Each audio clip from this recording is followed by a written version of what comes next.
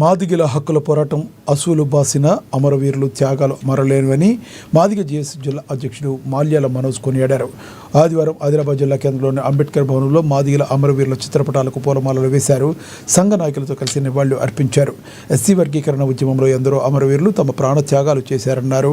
వారి పోరాట ఫలితంగానే వర్గీకరణ ఫలాలు అందుతున్నాయని అన్నారు. అంతకుముందు రాజ్యాంగ నిర్మాత అంబేద్కర్ను స్మరించుకుందామన్నారు. కార్యక్రమాన్ని నిర్వహించారు.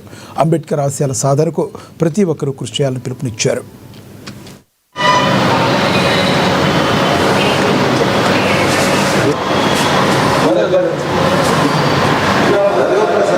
ఈరోజు మరి గత నెలలో ఎలక్షన్ కోడ్ వల్ల వాయిదా వేసినటువంటి అంబేద్కర్ గారిని స్మరించుకుందాం అనే కార్యక్రమాన్ని మరి ఈరోజు అంబేద్కర్ గారిని స్మరించుకుందాం అనే కార్యక్రమంతో పాటు మరి ఏబిసిడి ఎస్సీల యొక్క ఏబిసిడి వర్గీకరణలో భాగంగా చనిపోయినటువంటి మాదిగ అమరవీరులకు మరి ఘనంగా ఈరోజు తెలంగాణ మాదిగ జేఏసీ జిల్లా కమిటీ రాష్ట్ర కమిటీ తరఫున నివాళులు అర్పించడం జరిగింది.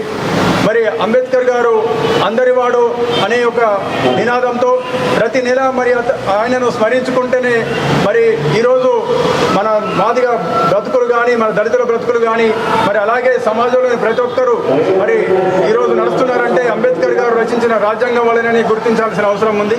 ఆయనను స్మరించుకోవాల్సిన అవసరం ఎంతైనా ఉంది. కాబట్టి ఆయనను స్మరించుకుంటూ ఈరోజు మాదిగ అమరవీరుల యొక్క దినోత్సవాన్ని మేము జరుపుకోవడం జరిగింది.